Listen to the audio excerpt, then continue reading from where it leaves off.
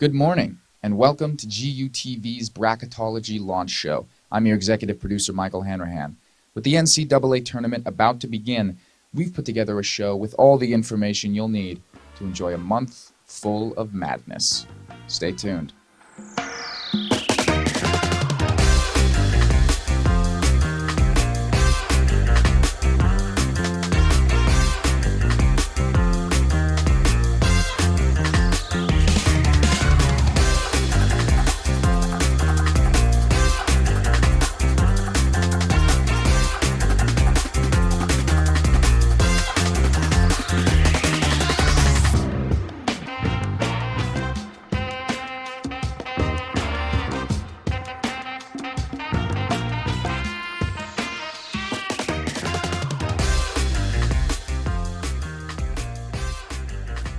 Good morning and welcome to the GUTV Bracketology launch show. I'm Spencer Inhouse. And I'm Jackson Smith. For college basketball fans, the NCAA tournament is always an exciting time of the year. That's right, Jackson. And perhaps the best part of all the madness during March is following your bracket. GUTV reporter Maddie Campbell gives us a look at how you can keep the tournament exciting this year by making a bracket. It's March, and I'm camped outside the kennel as a super fan for GU. We know you want to join in on Bracketology this year, and if you're as pumped as I am, click the link in our bio now. Get pumped up to play. We're excited to have you. Friends, family, and students of the Integrated Media Department are all competing in Bracketology this year. We want you to join. Here at GUTV, we broke down the numbers. Although it's unlikely to get a perfect bracket, we want to see some friendly competition here at Bracketology. Search us up on Instagram at GUTV and click on our link tree. It's as easy as that. Hey Zags, if you haven't heard, we're doing Bracketology this year in the Integrated Media Department. March 20th is your deadline to sign up for a men's and women's bracket. We can't wait to compete with you and see what you come up with. And go Zags! Go Zags! With Bracketology season starting, it begs the question, are you making a bracket this year, Spencer? I sure am. Who have you got winning this year? Well, after consulting some of GUTV's top bracketologists, I gotta go with Duke. Ooh, I'm going to go with Florida, but we'll see who comes out on top, huh? Now that we know more about brackets and how to fill them out, let's check in on the Zags teams to see where they stand heading into the tournament. Gonzaga's basketball team wrapped up the regular season with a win against San Francisco and kept the momentum rolling in Vegas. They defeated St. Mary's in a thrilling finals match to win the WCC tournament. The Zags hold an 8th seed and will play Georgia in the first round. You know, we've done it so many times that I think there's a sense of entitlement around here that people, I hope they appreciate it after, you know, there were times this year where it probably wasn't looking like we were going to make the tournament. So it was well earned, and hopefully it kind of rattles everybody back into reality, that's the reality that I operate in, and make sure the team does too. Georgia has been a powerhouse all year, so hopefully the Zags can hold them off in round one. With the men's team accounted for, let's take a look at the women's team and their road in the postseason. In the WCC tournament semifinal, a heartbreaking loss to Oregon State left the women's team unable to qualify for NCAAs. They have since been selected as a 4 seed of the Women's Basketball Invitation Tournament and will host the University of Texas San Antonio in round one. We hope that both the men's and women's teams can make a great run in their respective tournaments this year. Of course, that's easier said than done. March basketball games are full of madness, and it's never easy to pick the winning team. GUTV reporter Kyle Sweeney has more on this story. It's March, and it's that time of year again. As brackets are released, people all over the world attempt to create the perfect bracket. Brackets bring excitement to every game of the tournament, elevating upsets and creating just an entire new dimension to a tournament that features 64 of the best teams in the country.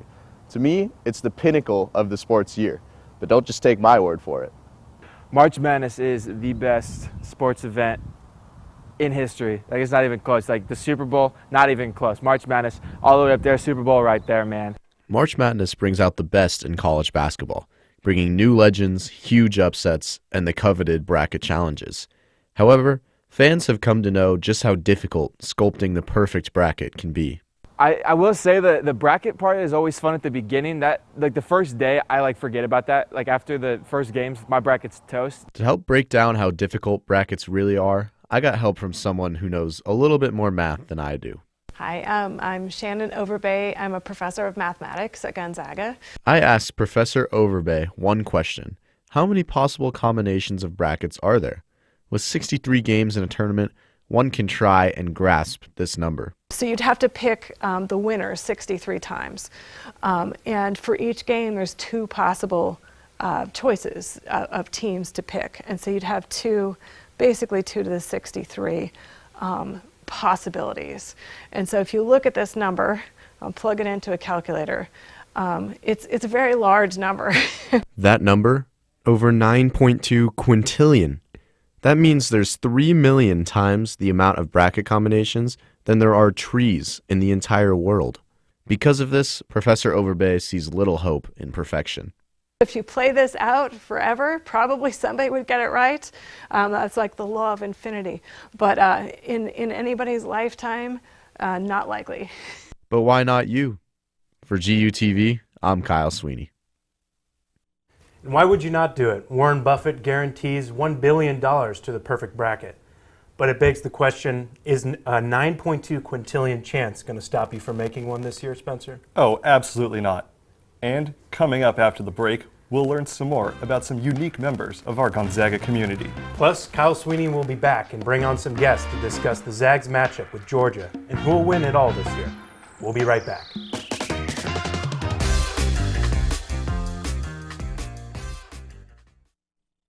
Get our actors Sorry, I in. had a late lunch, but what are you guys working on here? No, that's okay. We were kind of just finishing the storyboard. We were thinking of starting with a dark room shot. Kind of like we did last week, right? Yeah, You yeah. remember Okay. that? Yeah. You really liked that idea last week. No, I think that's fine. That was probably the only decent part of it, I would say. Aren't you acting? No, probably not. Okay, well, we kind of already put it together. Do you not have... No. I'm supposed to be gone.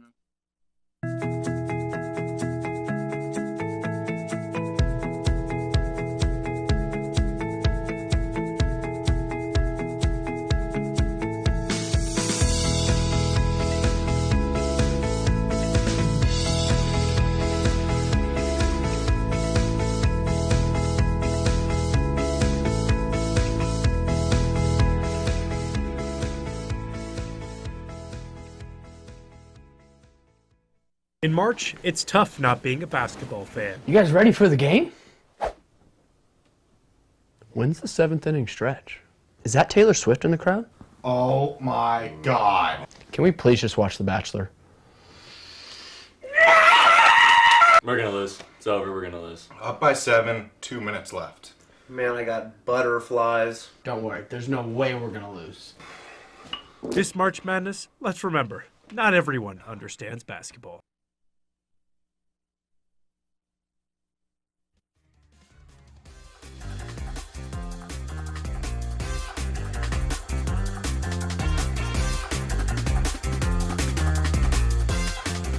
Welcome back to the GUTV Bracketology Launch Show. Now that we've covered the basics on the tournament, we'd like to switch gears and highlight some people from this awesome department. And where better to start than with a broadcasting senior in his last semester at Gonzaga. John Romero has the scoop. My name is Joe Iarardi. I always really liked watching, writing about and learning about movies and how they're made and making them myself. That's when I declared my film studies minor. That led me to the broadcasting major, and that's kind of very similar. There's a lot of overlap in how to make videos and how to tell stories in general. And once I declared my broadcasting major, I got a lot more experience in video making, and I got to take a lot of classes that got a lot of hands-on experience, and that kind of led me to just fall in love with broadcasting and making movies. I got a job working for a local news station here in town, KHQ, and that job required me to interact with a lot of different people that I normally wouldn't. Every single day there was a new story and there was a new person and there was a new story for me to tell, and that was something that I really loved about broadcasting and the career in general. Anytime I'm editing in the lab here, it just feels like I'm surrounded by people who I know, because I do, because I've been editing with them for 4 years, and every time you walk in there, there's kind of a sense of like, we're all kind of here for the same goal, but we also can have fun and talk to each other. I think I've become less camera shy, honestly. Just being around them so much, I've gotten more comfortable on this side of the camera. I've also gotten more comfortable on the other side of the camera. I've gotten way more experience than I ever thought I would, hands-on with really great gear and great equipment, with people who know a lot, and that's kind of the most that I've learned is from people who have done this professionally and they have that experience. I've built a skill set here that I think is worth having. I don't know necessarily what I want to do long term, but right now I'm passionate about this degree and this job, and I think it could be a really fun career. Once Joe wraps up his senior year, he'll officially be an alum of the Gonzaga Broadcasting Department. In celebration, Joe will get his very own pin on our alumni map. This map shows us where all of our former students are currently working. So now, let's dive into our Alumni of the Week, Andrew Hardenberg.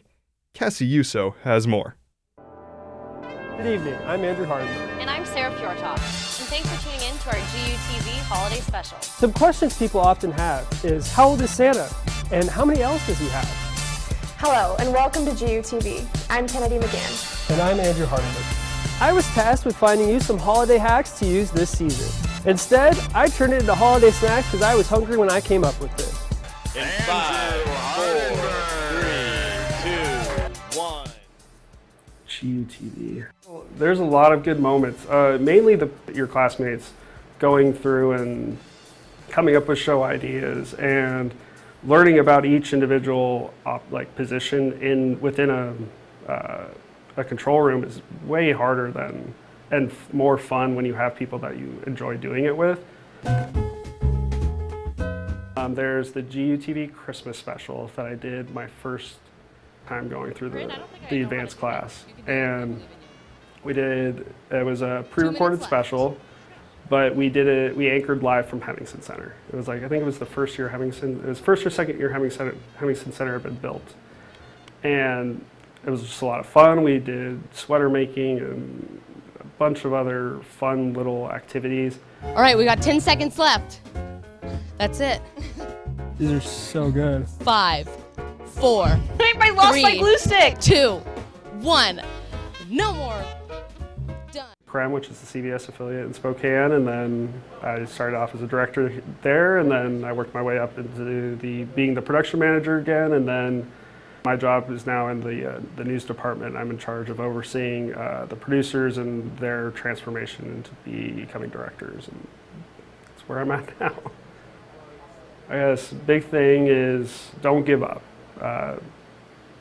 Interviewing is a hard process and it can sometimes take a little bit, but don't give up. The right thing for you will come. Remember that it's a job, but also to have fun. So, yeah, and Denver will get Father Bob's class. It's in a super small confined, I don't know if it still is. It's still in that confined area. Well, one of the classes, we decided that we were going to see how close we could all get to him before he realized what happened. And when I mean we all sardined basically up against his chair when his back was, he would turn and we'd all move up. And then he'd turn back. And then it was like in a movie, and we literally got all the way up to him and he turned around and he was like, whoa. That was pretty funny. Thank you and good night. So Jackson, where are you expecting your pin to go up after you graduate? Well, I'm hoping somewhere warmer than here. But what about yourself? Well, I'm hoping to see mine go up near Seattle. Seattle, all right. The Emerald City. Who wouldn't want to go there? But let's turn it back to basketball. And it's no secret that Gonzaga's men's team has had a lot of success in March. For 9 consecutive years, the Zags have made the Sweet 16. But after a tough regular season, there is some doubt the team can continue the run. Cam McCann has more on the subject from students around campus. The Gonzaga University men's basketball team is seeking their 10th straight year into the second weekend of the big dance, the NCAA tournament, the Sweet 16. They've made it 9 years before, but this year was tough. Losses to Santa Clara, Oregon State, St. Mary's twice, and a slew of missed Quad 1 opportunities later, and we're sitting at an 8 seed. lower than we're used to. But I'm interviewing students right in front of John J. Hemmingson Building, asking them what their thoughts are on if we're to maintain this streak. I guess we'll find out. I didn't even make the tournament. Mexico.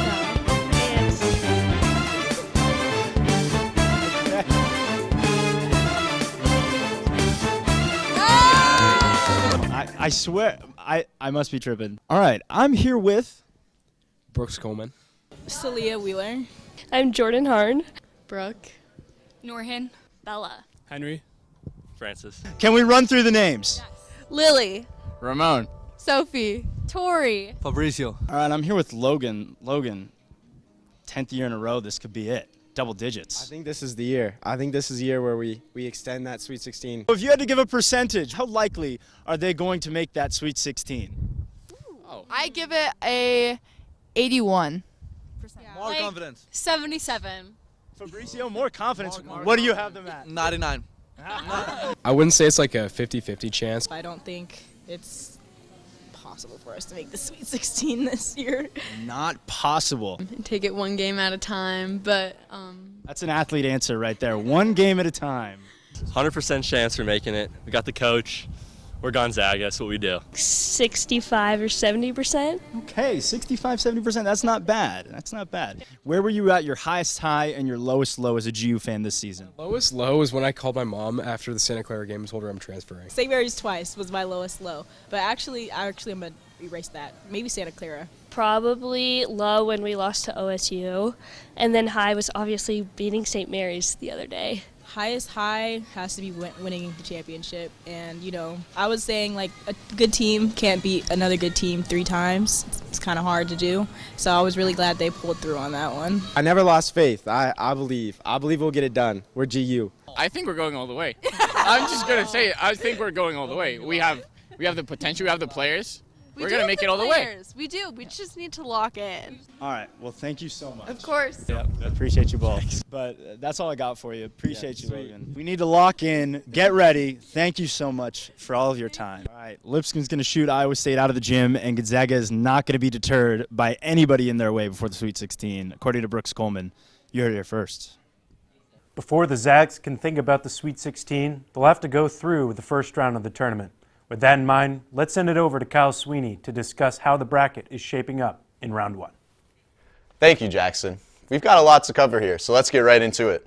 Joining me today to break down the first round of the tournament are Cam McCann and Henry Kruger. Cam, Henry, thank you for joining us. Thanks for having us. And before we get to the men's side, we just want to give a quick shout out to the women's team. A 6-8 start, went 16-3 in conference, got the regular season conference championship. Do either of you guys want to speak on that for a little bit? We'll start with you, Cam. Yeah, Lisa Fortier, another coach of the year, the WCC. She's just amazing. Had to overcome losing 4 starters in the offseason. That's so tough. 2 of them getting drafted to the WNBA. That's not something you see at a mid-major level that often in women's basketball. A really impressive year. A tough non-conference slate. They couldn't figure it out, and then they ended up gelling in the tournament, or in the conference slate, and then in the WCC tournament, kind of fell apart, but it was a good year nonetheless. Yeah, just kind of the same thing. Really a transitional year for the Zags. This is not a program that's dealt with this much roster turnover, at least in the last 5 seasons. And so, you know, Yvonne Ejim closing out her historic career, winning WCC Player of the Year and Defensive Player of the Year for the 2nd year in a row. And then just kind of looking towards the future, Allie Turner, a freshman, comes in, doesn't start immediately, but then becomes one of the best shooters in the country. And so that's just something to look forward to in the future. But for right now, I'm just excited about this UTSA matchup that they have in the WBIT on Thursday. Of course, that's going to be in the kennel on Thursday. And a shout out, Yvonne Ejim, greatest scorer in Gonzaga history, men's or women's, for her career. Shout out to her.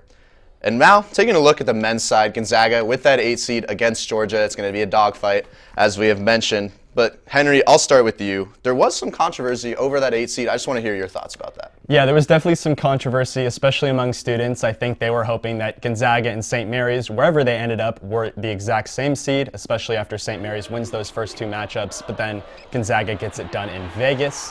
And so, you know, I think there's an argument to be had there that maybe they both should have been given the 7. However, you know, we heard from Mark Few earlier in this segment, and, you know, he kind of touched on something that's important, right? Like, I think Gonzaga fans are just accustomed to being in the tournament. They don't actually take into account just how grateful you should be to have that opportunity. And so I just think that's a good reminder every March. Definitely. And Cam, if GU were to get past Georgia, they would likely have to face Houston in that 1-8 second round matchup. Can you kind of give us a preview of that matchup? Yeah, absolutely. You got to beat the best to be the best. And Gonzaga, they'll be facing the best in the second round if they get there. Houston, a tough team. Gonzaga, in all of their tournament glory, has never beaten a 1 seed in the NCAA tournament. Houston, a very tough team. They have 3 of their top scorers shooting above 40% from that three-point line. Great defense, great rebounding. Mark Few, he's always compared St. Mary's to Houston in their ability to dominate on the glass, and Houston right now has the 3rd longest winning streak in the NCAA. Houston and St. Mary's both top 10 in defensive efficiency as well. Very similar matchups for them. But it's time to make the ultimate prediction. Cam, we'll start with you. Who takes the national championship this year? Well, I do have Houston, and I really like that conference or that region right there in the West. Houston, a tough team. Jawan Roberts, L.J. Cryer, Emmanuel Sharp. They've got a lot of great top-level performers and P.T. Pierce, primetime players. And so we'll see how they end up stacking out in that West region, but I've got a lot of faith in the Houston Cougars. Seems like Gonzaga's got a tough second-round matchup then. Henry, you want to follow that up? Yeah, my pick is going to be Florida, one of the top teams in offensive efficiency in the country. They can also turn it up defensively. They hold teams to under 30% from three-point range. I think that's a really important statistic going into March. We see a lot of three-pointers. I feel like that is really what drives momentum a lot of the time. And so if you can shut down other teams from beyond the arc, that's kind of a big game changer. And going back to things offensively, they know how to attack switching defenses. Alex Condon and also Walter Clayton Jr., 2 guys really to look out for on that squad. Popular pick is Florida, the 1 seed after that SEC tournament victory. Of course, I've got Duke. I got to agree with my man Spencer over there. I think they've got the size, the shooting, the star power. I hope Cooper Flagg is okay for the tournament. Of course, he turned that ankle against Georgia Tech. But, of course, we know March Madness, all about upsets. What are your guys' hot takes for this tournament? We'll start with you, Henry. Yeah, I think every tournament and every bracket you make, you have to look at those matchups like either the 5-12, the 4-13. A 5-12 matchup that I like is Michigan versus UC San Diego. I think UC San Diego is a really underrated squad, 30 wins this season. They're also shooting almost 40% from 3. And it's an interesting matchup for me just because Michigan, they turn the ball over more than a lot of other teams at the top of the bracket, but at the same time, UC San Diego, they force a lot of turnovers. So I think it could be a good matchup, and if UC San Diego can take care of business in that first round, I don't think it's too hard of a path for them to potentially make the Sweet 16. Well, 12-5 upsets aren't unheard of. The Tritons over the Wolverines for Henry. Cam, what about you? Yeah, I like that double-digit seed line, especially that 14-3 matchup between Lipscomb. My buddy Brooks absolutely talked me into it. They're great from beyond the arc. They're great at limiting turnovers, and it'll be interesting to see their matchup in the first round and then advancing beyond. But I don't know if it's a Cinderella team, but BYU at that 6 line has got my interest. I really like what they're doing this season. They play a lot of guys. They play tough. It'll be interesting to see how far they can make it in this year's tournament. Of course, upsets will be galore. I can't wait to see what's in store for the 2025 tournament. Cam, Henry, thank you very much for joining me. And that's all the time we have today. Before we send it back to Jackson and Spencer at the desk, let's take a quick look at all the game day information for the Zags. Tournament games begin on Thursday, March 20th, which is when both the men's and women's teams will play. Here's everything you need to know about how to follow Zag basketball this week. Gonzaga men's basketball will play number 9 seeded Georgia this Thursday. You can watch the 2 Bulldog teams clash on TBS at 1:35 p.m. Pacific time. Gonzaga's women's team will host the first game of the Women's Basketball Invitation Tournament in Spokane on Thursday. They'll be taking on the UTSA Roadrunners at 6 p.m. Pacific. Both matchups look to be very entertaining games, so be sure to watch the Zags this week. Now, we'll head over to the desk to hear from Jackson and Spencer once again. Thanks, Kyle, and that concludes our show for the day. Make sure to tune back in for our second Bracketology show, where we will recap this year's tournament. Thank you for joining us today. We'll see you for our last show on April 8th. And as always, go Zags.